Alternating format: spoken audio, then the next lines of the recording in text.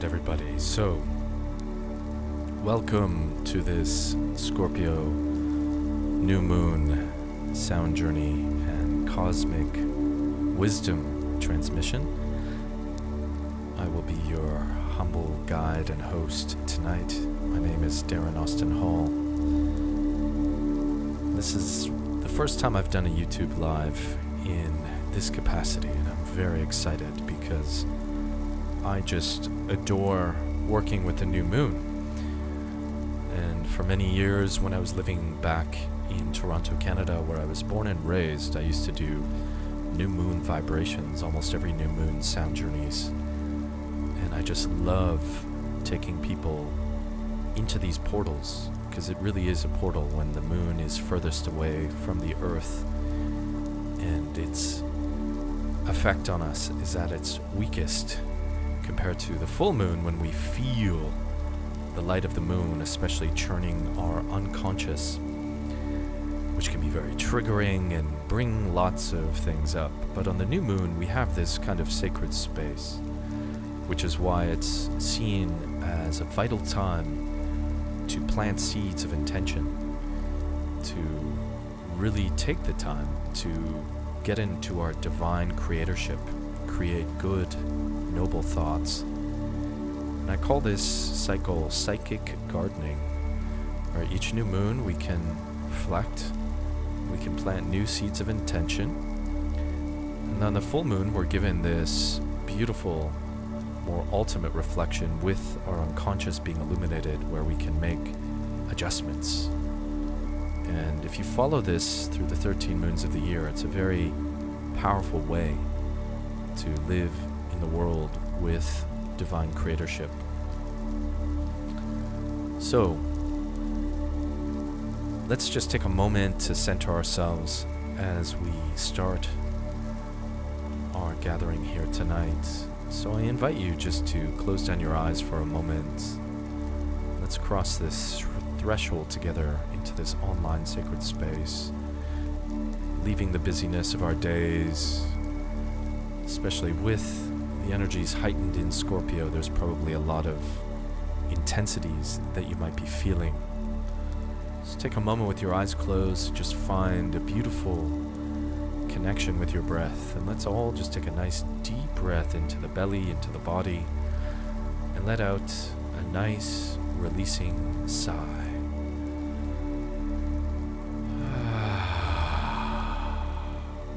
Let's do that again, and you can imagine that as you sigh out, you are releasing anything that's heavy in your life, just giving it to the arms of the ether.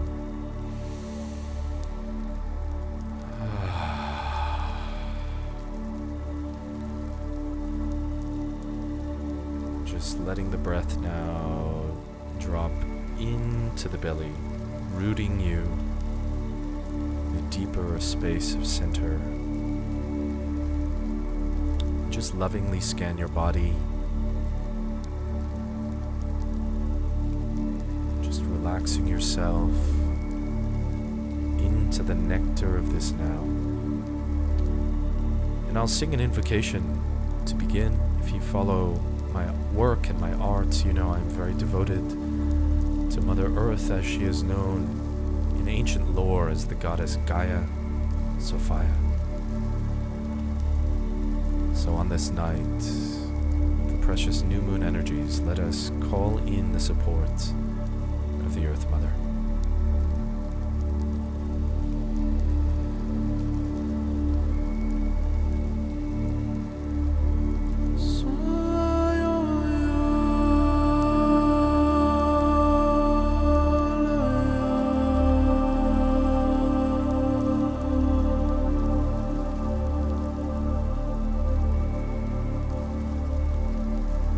So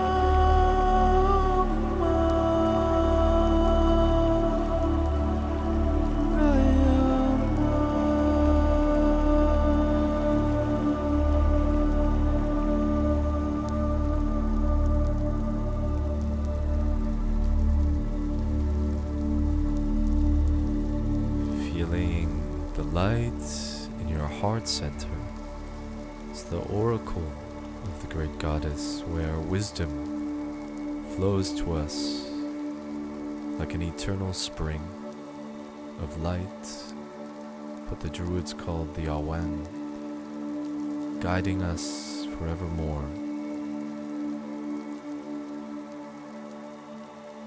into virtuous destiny.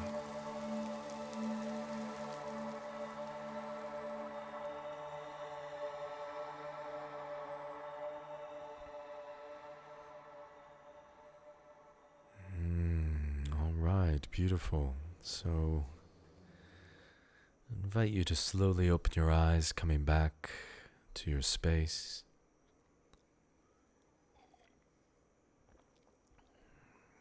So, the new moon in Scorpio, officially it hit last night, and I ran an ecstatic dance here in Costa Rica. That's where I live now, in Malpais, just outside of Santa Teresa. And this is my Druid Den. That's what I call it. And last night I had the honor of conducting an ecstatic dance not far from here in a beautiful retreat space. And we had a very deep dance into deep emotional expression and catharsis. And we had a nice opening and closing sharing. And yeah, a lot of people are feeling the energies of Scorpio. And yeah, so let's get into some of the wisdom that's been coming through. So Scorpio often gets the bad rap out of all the astrological signs. It is the sign of holy darkness, to quote the Welsh poet Dylan Thomas. And the reason Scorpio sort of gets a bad rap, although I'm sure people adore Scorpios. I have some dear friends in my life. You may know the acclaimed artist Mose. He's a deep soul brother, and he is Scorpio. One of my oldest friends, Gandar, is Scorpio. And what I love about Scorpios is they always tell the intense truth that Geminis like myself can make in all these flowery, mercurial ways, and make it romantic and make it kind of even obscure. I feel Geminis and Pisces have a nice connection with that. We can get very lofty, very prone to spiritual bypassing, however, because, you know, in the upper chakras, there's all kinds of luminosities and jewels of mysticism. But Scorpio, just like the beloved creature that is named after, it brings that sting of truth. And I myself have not been stung by a scorpion, but I know, just by seeing other people when they have been stung by a scorpion, the venom, the bite, brings you completely into yourself, into the present moment without any delay. And I love that we have in the comments, Minerva has said, Viva Scorpios. Yes, I agree. And it's important to have these moments in life, you know, because our personalities can become these own personal matrices of illusions and pretense and grandiosity and masks, as it's called in psychological work. And Scorpio is that penetrating insight or feedback that just smashes through all of that without abandon. So we revere the energy of Scorpio. We need that energy in our lives, that penetrating truth. And because Scorpio is so penetrating with its truthfulness, it has a certain keen awareness and affection for the whole terrain of emotionality. And often Scorpio is connected to complex emotionality, but I would say emotionality by its nature is a complex phenomena of these feelings that are shooting through us, these feelings that are energy in motion, emotion. And because of, you know, the socializations of ourselves and society and culture, it's often our feelings that get shut down, that get suppressed, and they can get knotted up, they can get kinked, to use a kind of sexual term. And Scorpios like to get kinky. They like to unkink those things within us that can get tied up, that can get obscured. So during this Scorpio new moon, you might be feeling this kind of stingingness in your field of like, there's that thing I've been avoiding and I can't any longer. It just seems to be presenting itself.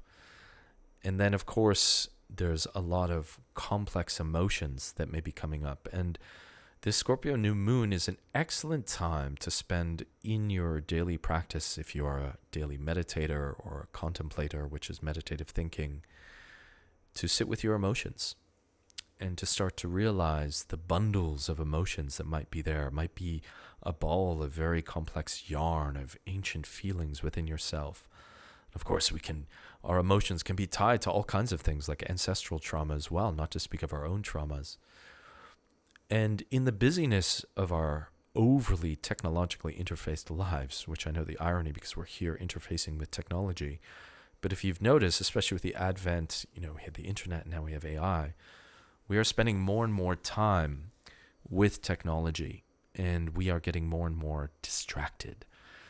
And what Scorpio is trying to present to us is that we need to spend time. I like to say we need to make time for timelessness, because timelessness speaks to that, what's known as the liminal realm, ordinary temporal time, what we schedule in our phones and our calendars. But liminal time is when we sit into prayer or ritual, and time starts to become mercurial. It starts to get into this interesting space where we can start drifting into the past and the future. And that's why sometimes when people meditate, a 30-minute meditation may go by in what they think is 5 minutes. Time does weird magical things in that liminal space.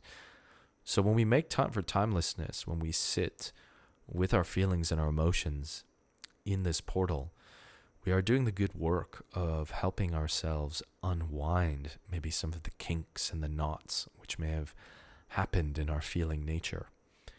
And if you follow my work, I come from a Chinese medicine background, and I went very deep into Taoism. And one thing we can learn from our Taoist ancestors is they regarded this guiding realm that is around us, which I've connected in my Gnostic studies to the anima mundi, the world soul of the Great Mother. And the ancient goddess that is Earth was known as Sophia or Sophia, which means wisdom. So we are living in the soul, in the body of this planetary mother of wisdom. And the heart, according to the Taoists, is the oracle of this wisdom, of this truth. So at any time that we need guidance, we need but go into our hearts, center ourselves in meditation, and allow the bubbling forth of revelation and insight. Best to do in nature, because nature is always vibrating in that kind of meditative, more of that beta brainwave state or alpha brainwave state where we start to slow down. And when I work with clients in my mentoring and coaching practice and my sound therapy, if they're going through a lot of emotional tumult, I'll often tell them to go to the park, take a walk, bring yourself into resonance with nature, just breathe deeply, relax. And once you find yourself into a more relaxed frame of mind, into a bit of a meditation, then start to think about things. Because often when we think, we're in that beta brain, we're in that very surface level where we're just zipping back and forth between the two hemispheres of the brain, which is dualistic consciousness. But when you meditate, you actually start to activate the corpus callosum, which is this little bridge between the hemispheres, which creates unity consciousness. And we bring that to bear. We often find that one of the results of getting into unity consciousness is insights and revelations just seem to blossom out of nowhere. So it's rather easy to do. So if you're just joining us, this is the New Moon Sound Journey. I'm Darren Austin Hall, and we're diving deep here into some Scorpio wisdom before we get to our vibrational attunement with the closing sound journey. So I sip some Jiao Gulan tea, Gynostemma. Very Taoist medicine that balances the three treasures in the body. So Scorpio is the initiator into the dark, into the holy darkness. It brings us into the depths of our being. It is the sign of the dark night of the soul. And we all go through these dark nights of the soul. And the dark night of the soul is when we feel maybe far and distant from the divine. And these moments are actually fertile for growth. As a Buddhist teacher once told me, depressions in nature are valleys, and that's where everything grows. And we need to realize that when we're taken into these heavy, deep feelings, there's a part of our personality, the surface level, that just shirks from it. That's like, oh, I don't want to go there. I'm not feeling good. And we want to bypass into something, drink some cacao, do some breath work. But really, we should actually go into those spaces, because that's often the heaviness of Scorpio and that Pluto energy wanting to take us into the underworld of our unconscious and show us something. This is why one of the phrases that I bring forth in my teachings is we have to put our wounds on the altar, because the altar is where we go to alter ourselves. And we put our wounds on the altar beside, our beautiful Buddhist statues or Hindu statues. I have a beautiful picture of Merlin on my altar. We're exalting the wounds. We're actually saying to the wounds, I want to talk to you. I don't want to keep you in what Robert Bly calls the shadow box of my unconscious anymore and avoid you. I want to actually bring you into my divine practice, because often the heavy feelings and the wounds are fragmented parts of ourselves, because we've been in these schisms through the innocence of childhood, learning to be in this very hard world. Society is very tough. It grinds the soul. So we often fracture off those more innocent, tender, gifted parts of us. And the wounds are where our genius lies, as Robert Bly says. Again, the great Robert Bly, author of the Iron John, Bible for Men, and also of interest to women. It's a Bible for the men's work community. So Scorpio is really bringing us into that dark night of the soul. And one of the blessings of the dark night of the soul is that we build, one of my favorite words, we build resilience and spiritual fortitude, because we will get through it. It may take long, but if we, of course, use the allies of prayer and acknowledge that the heart is tapped in to the oracle of wisdom, we can actually expedite that journey, and we can go into the real energetic theme of Scorpio, which is transformation and rebirth. Just like the creature of the scorpion sheds its skin once a year, Scorpio asks of us, what do we need to let go? What do we need to shed? So this is a optimal time. And we're in Mercury retrograde in Sagittarius. So, of course, Mercury retrograde likes to bring us into review moments, where we can actually go into the past with a fine comb and just acknowledge, was there anything that I missed there? Is there something in the past that I've cut away that I need to bring forth into the integration of the present? So the dark night of the soul is something that we do pass through, and when we get out on the other side, we realize, wow, I learned some things there. I learned that I'm stronger than I think. And one of my favorite quotes that to me is like the quintessential quote for the dark night of the soul hails from a Toronto poet called David L. Priest, and it is, there's no trampoline like the bottom of the soul, because you got to bring some humor in. And my Scorpio friends always have the most sardonic, beautiful, dark, kind of sarcastic sense of humor.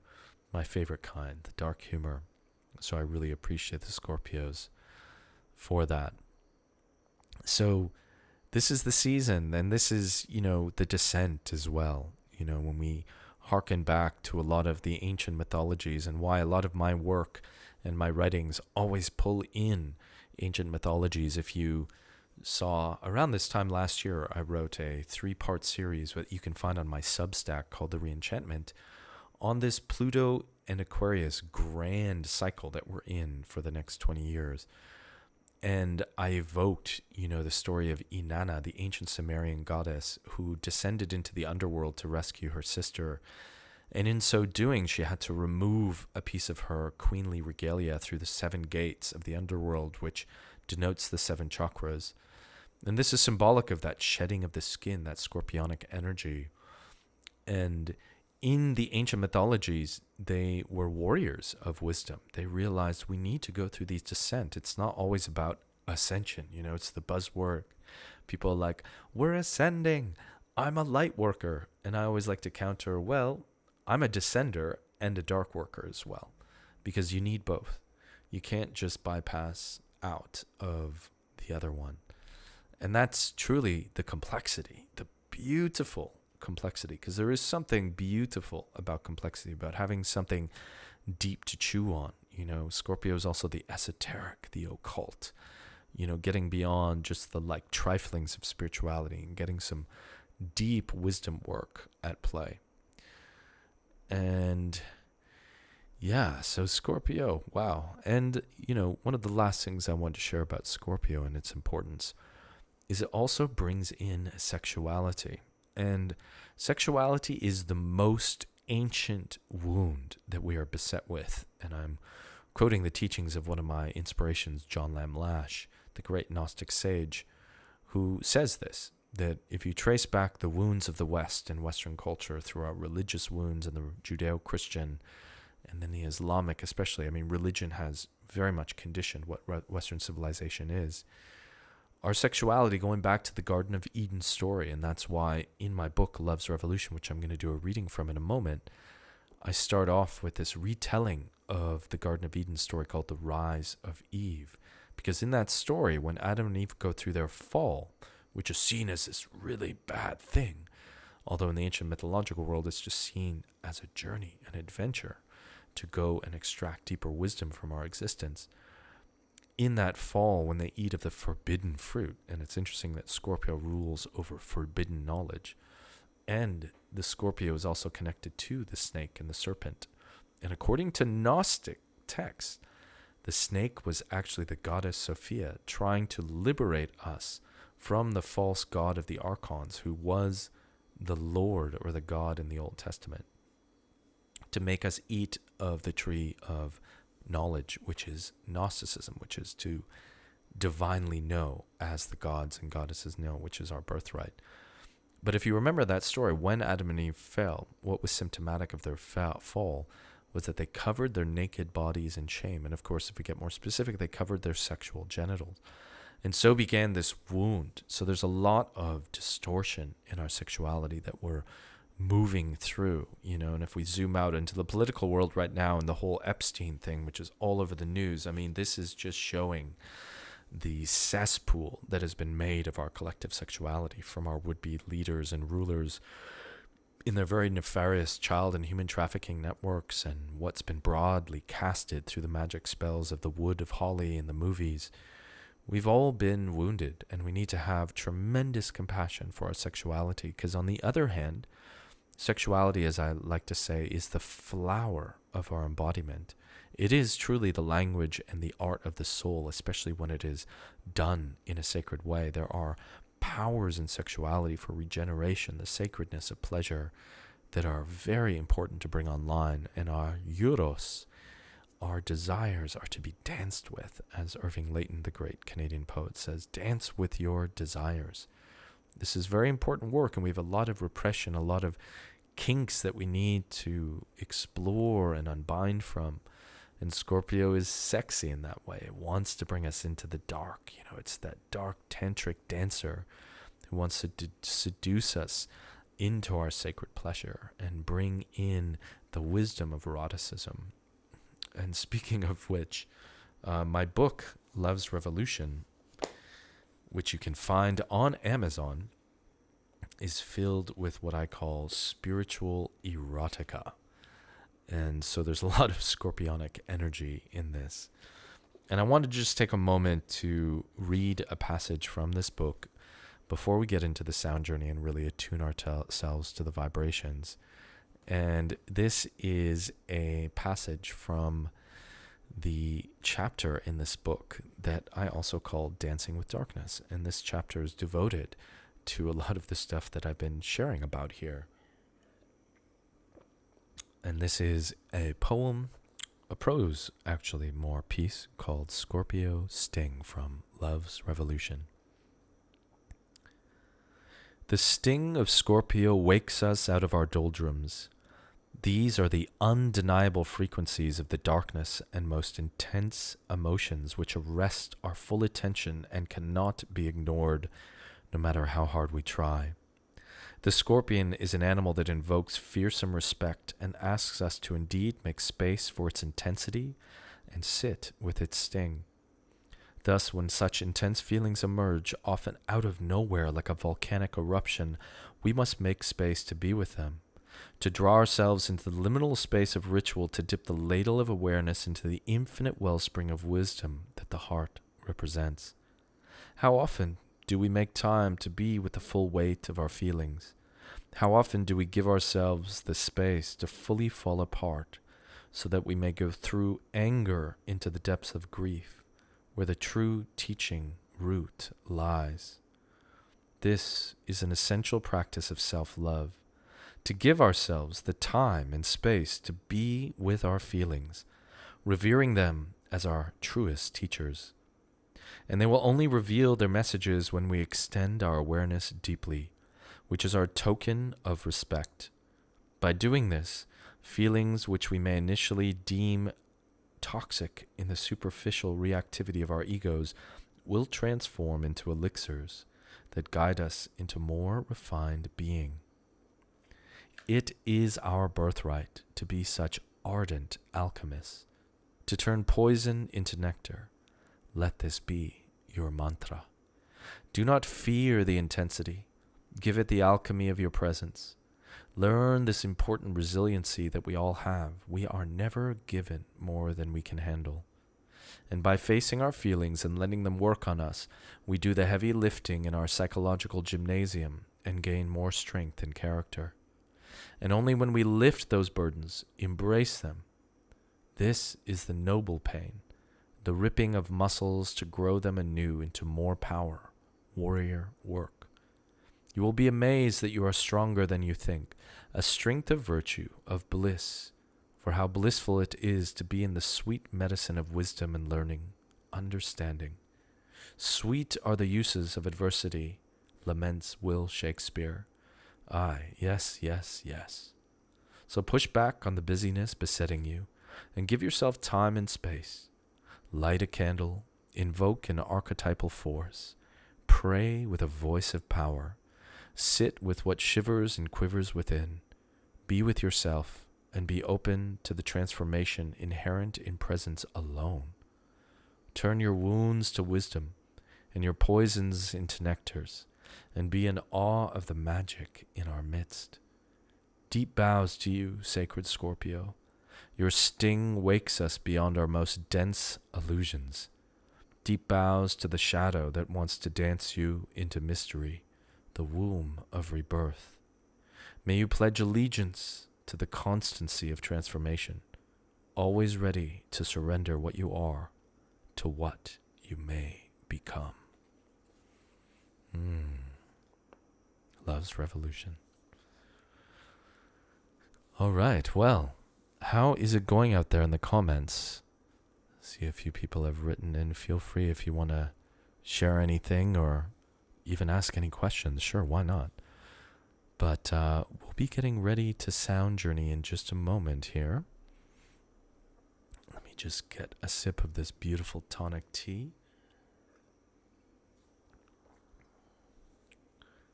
Check some of my ambient setup here for the loops that will be prepared. All right, so for this sound journey portion, this is an invitation for you to make yourself more receptive to vibrations. So I do highly encourage if you have headphones, but if you are in a space where you can even lie down or sit in meditation, maybe even dim or turn off the lights if you feel comfortable. And I'm going to guide us into this beautiful sound journey together.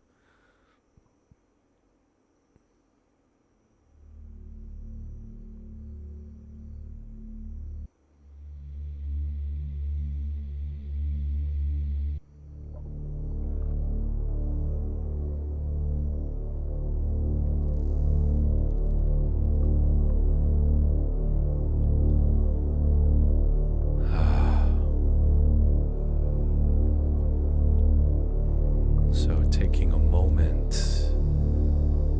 to once again connect to your beautiful breath.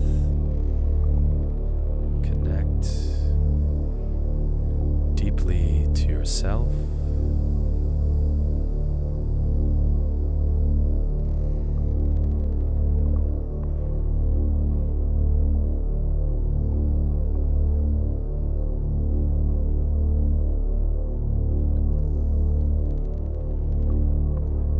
Find your breath. Breathing in, nice and deep.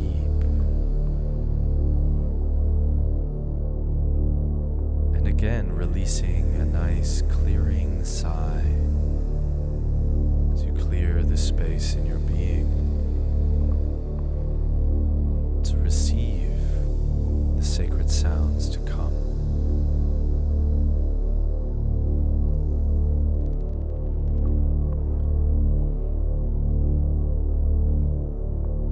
Connect deeply to our heart space in the center of our chest,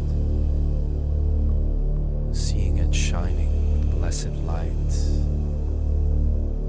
feeling the river of the Awen, the divine flowing spirit of wisdom, light, and love of the Great Mother.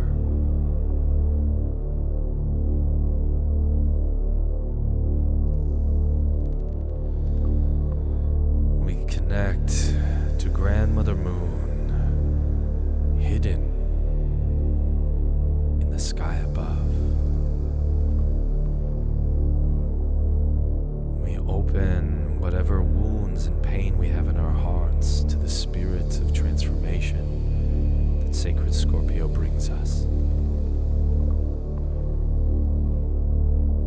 We open ourselves to visions of new cycles, new creations.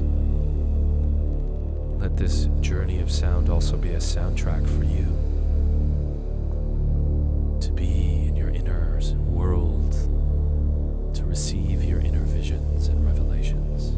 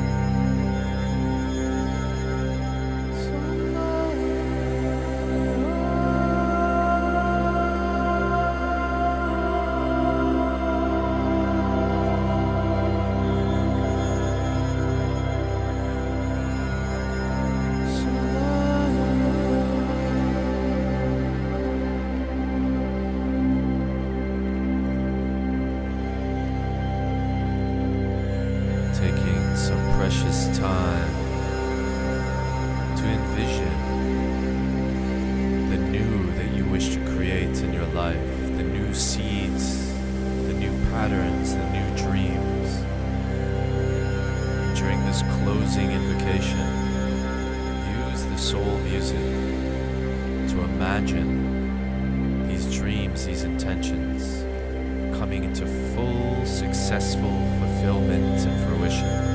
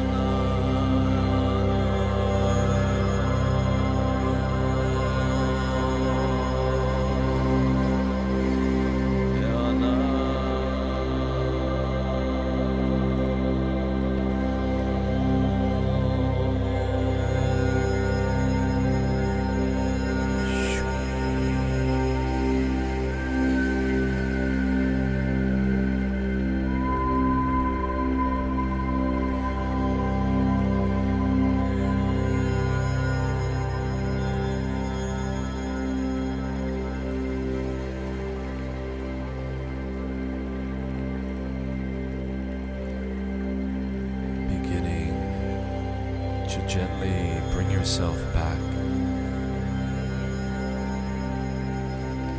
seeing those blessed creations being sent out by the light of your heart into the ethers of the world.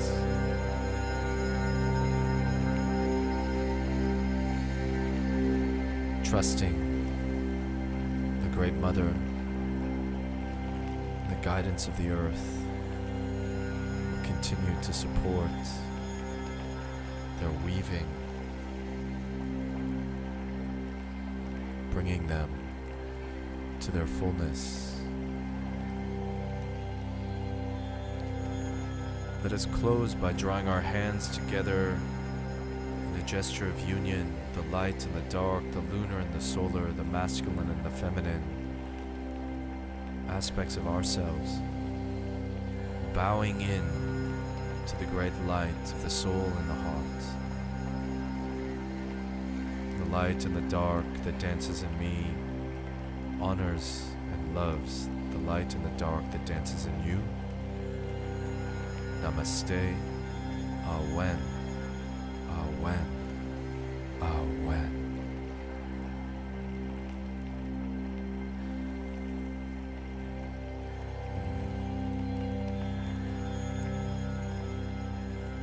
So you can open your eyes, slowly coming back. Thank you all so much for being here with me. This blessed new moon in Scorpio. If we haven't met, my name is Darren Austin Hall. And before we depart, wherever you are, what time it is, it's evening here in Costa Rica. Be on the lookout. Early next week, I'll be launching my new live sound journey that I recorded in the Costa Rican jungle. It's called Sacred Innocence. It'll be a beautiful 20-minute deep dive. And it'll be another chapter in these Gaia sound journeys I've been doing. You can find already parts 1 and 2, The Awakening of Gaia and Gaia's Dream, on my YouTube channel, with beautiful visualizers to take you deeper on the journey. And if you feel like diving deeper into my teachings and my work, I have my Source Resonance Sound Healing Training Intensive Retreat in Costa Rica this January. Reach out if you want more info. You can find it on my website, darrenaustinhall.com, or Source Resonance Academy. Thanks again. I'm wishing you all a blessed evening. May the holy dance with our darkness birth more of our light.